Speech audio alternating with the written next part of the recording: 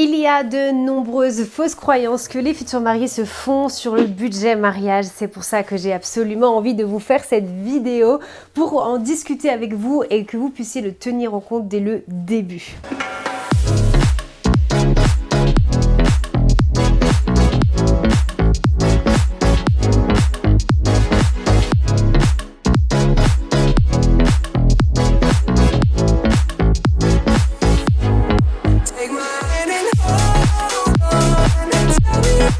Bonjour et bienvenue dans cette nouvelle vidéo, trop contente de vous retrouver. Je sais que c'est un sujet compliqué, le budget mariage dès le début. C'est l'un des premiers casse-têtes avec la liste des invités, je dirais. Mais voilà, il y a beaucoup trop de fausses croyances à ce sujet sur des tarifs sur lesquels on n'a aucune idée. Et en fait, on vise souvent beaucoup moins haut que la réalité. On se fait voilà, beaucoup d'illusions sur plein de points. Donc j'avais envie de reprendre les points principaux que moi je vois de mon côté pour vous donner mes meilleurs conseils qui vont vous permettre du coup de vous organiser. Et avant de continuer, j'ai envie de vous dire merci infiniment. Vous êtes super nombreux à avoir rejoint le coaching. Je crois que le fait d'avoir rajouté ce que le coaching vous apportait, d'avoir le retour d'expérience de mes mariés vous a énormément aidé et vous a permis de vous aussi vous projeter et de voir ce que le coaching allait réellement pouvoir vous apporter. Donc merci, trop contente de commencer cette nouvelle aventure avec vous, trop contente d'avoir les premiers rendez-vous. On échange déjà beaucoup via WhatsApp et par mail, donc voilà, trop contente. J'adore me plonger dans de nouveaux univers parce qu'il y a toujours plein de choses qui sont possibles. Les échanges avec vous sont géniaux. Je sais que vous aussi, vous aimez beaucoup cette organisation et ça vous permet de le faire de façon agréable, que ce soit jamais la corvée, que vous ayez toujours quelqu'un avec qui en discuter. Donc merci. Et si vous ne faites pas encore partie du coaching, je vous mets toutes les informations dans ma description, à savoir que vous avez toujours le droit à un rendez-vous découverte offert et sans engagement pour pouvoir découvrir ce coaching avec moi. Un rendez-vous d'environ 40 minutes qui va nous permettre de faire connaissance. Le feeling est primordial pour cet accompagnement. Et on pourra discuter de votre mariage et je pourrai vous présenter l'intérieur du coaching. Allez, on va commencer avec le premier point qui est de privilégier la renommée plutôt que la qualité. Alors là-dessus, vous allez me dire, mais du coup, ça n'a rien à voir avec le budget. Et en fait, si, parce que je vois des mariés qui des fois sont prêts à aller payer des prestations qui sont très chères parce qu'un prestataire est renommé et très connu, etc. sans pour autant aller essayer de chercher des prestataires qui sont peut-être moins connus, qui n'ont peut-être pas tout le visuel qu'auraient certains prestataires, mais qui pour autant proposent un service de qualité. Donc c'est toujours bien de comparer et bien plus que la renommée, aller plus loin. Parce que vous allez voir que des fois c'est super intéressant pour votre budget et en fait c'est même intéressant pour le tout, pour le feeling que vous aurez avec la personne, pour la qualité de la prestation aussi, et ça c'est super important. Renommée n'est pas égal à qualité et ça c'est très important de l'avoir en tête. Donc quand vous faites votre budget, quand vous cherchez vos prestataires, dites-vous bien que c'est important de comparer et ne vous laissez pas tomber dans le piège de la renommée, parce que la renommée ne fait pas tout, il faut que ça suive derrière et ça c'est très important. Ensuite, il y a une fausse croyance aussi que je vois beaucoup, c'est le fait de dire qu'un mariage intimiste est forcément beaucoup moins cher qu'un mariage en plus grand comité. Ça peut être vrai sur certains points, de toute façon comme le traiteur où on a un tarif qui est par personne, forcément vous vous rendez bien compte que qu'on ait 120 personnes ou qu'on en ait 60, ce sera plus intéressant d'avoir 60 personnes que d'en avoir 120 en termes de budget. Moi, je vais plutôt vous parler sur un budget global. J'accompagne beaucoup de futurs mariés qui font des mariages intimistes. Donc, quand je dis intimiste, c'est aller maximum 50 personnes, entre 30 à 50 max. Des fois, j'en ai beaucoup moins.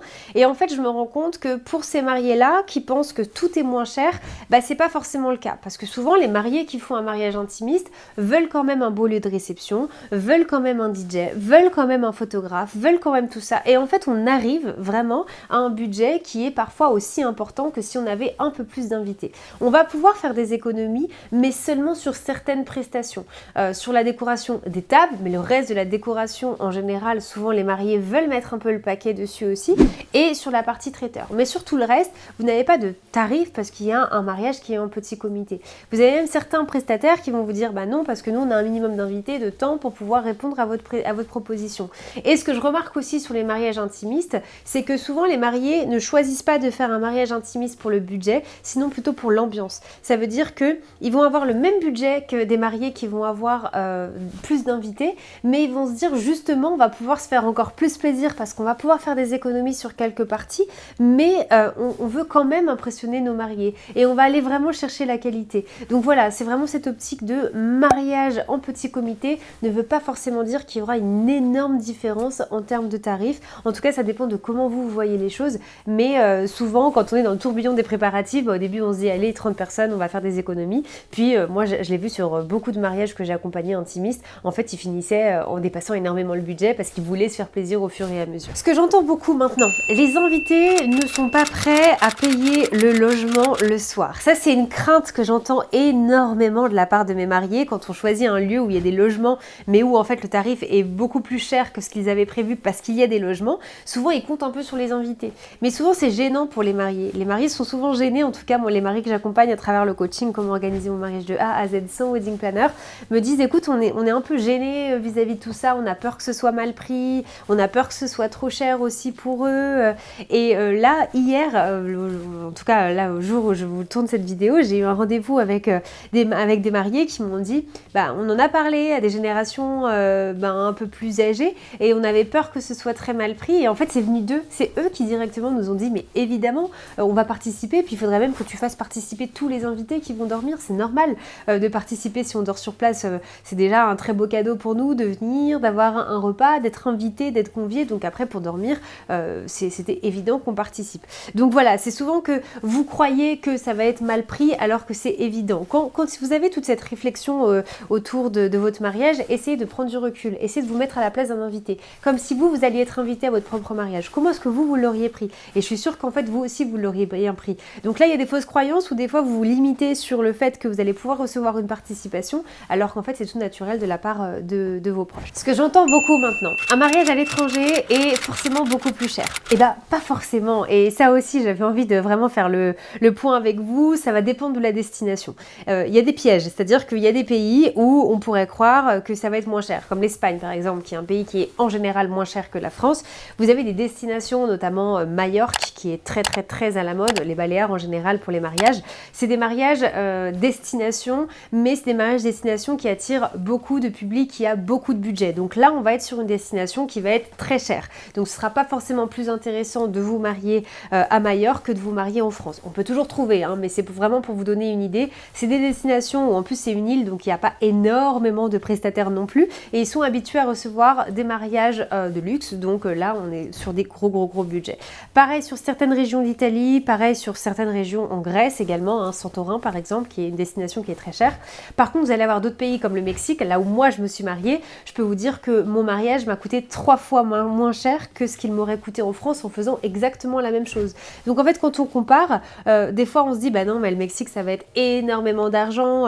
Si je parle seulement de l'événement, pas des billets d'avion, etc., qui ça est vraiment à part, ça m'a coûté bien moins cher, mais je crois qu'au niveau du repas, on était sur du 25 € par personne, tout compris, les gâteaux compris, donc vous voyez, c'était vraiment rien à voir. Donc souvent, on se fait des fausses idées là-dessus. On croit que certains pays vont être moins chers alors qu'ils sont plus chers, et au contraire, vous avez plein de possibilités d'autres pays qui sont parfois plus loin, qui vont vous coûter beaucoup moins cher. D'ailleurs, la région dans laquelle je vis une partie de l'année au Mexique, il y a énormément de mariages destination, de mariés qui viennent se marier justement parce qu'ils peuvent faire quelque chose de waouh pour la même somme qu'ils auraient eu en France en faisant quelque chose de beaucoup plus banal. Autre croyance que je vois et qu'on me dit souvent, le lieu de réception, on n'a pas énormément de budget, on verra plus tard comment on peut l'arranger pour la décoration parce que c'est la première prestation qu'on va booker et on peut pas se permettre d'aller vraiment au-delà de notre budget. Faites attention à ça, il vaut mieux le faire à l'envers, c'est-à-dire que c'est souvent plus intéressant de prendre un lieu qui est un peu plus cher que ce que vous aviez mis sur votre budget, mais par contre baisser la décoration, parce que quand vous trouvez un lieu qui suffit à lui-même, c'est très facile après de pas ajouter beaucoup de décoration, parce que le lieu est tellement beau qu'on ajoute que quelques fleurs et c'est terminé. Alors qu'un lieu qui n'est pas cher à la base, mais qui n'est pas à votre goût et pour lequel il faudra ajouter beaucoup de décoration, camoufler certaines choses, en fait la décoration ça monte très vite. Donc là aussi c'est une fausse croyance de se dire on fait des économies sur le lieu parce qu'on verra pour la décoration. Moi je vous conseille de switcher tout ça et de vous dire on prend un lieu un peu plus beau puis on fera des économies sur la décoration. Voilà, c'était globalement les conseils que j'avais envie de vous donner sur ces fausses croyances. Il y en a énormément également d'autres. Si vous aimeriez qu'on en parle un petit peu plus, n'hésitez pas à me le mettre en commentaire. Si vous avez regardé cette vidéo jusque-là, c'est certainement qu'elle vous a plu, donc n'hésitez pas à la liker de cette façon-là. Ça me permet moi de voir que vous aimez ce contenu et de pouvoir vous en faire des similaires dans les semaines à venir. En tout cas, un immense merci et moi je vous dis à la semaine prochaine pour une prochaine vidéo.